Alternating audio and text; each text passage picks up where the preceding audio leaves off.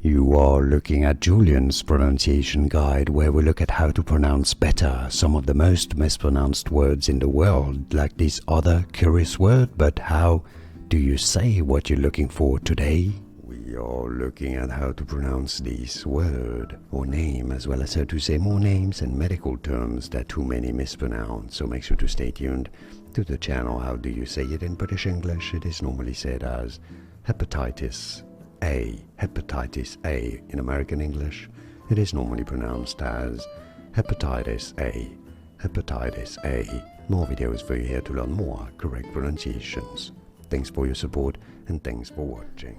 Here are more videos on how to pronounce more confusing words and names too many mispronounced. Like this video if you found it useful. I appreciate your support. I'll see you soon and thanks for watching.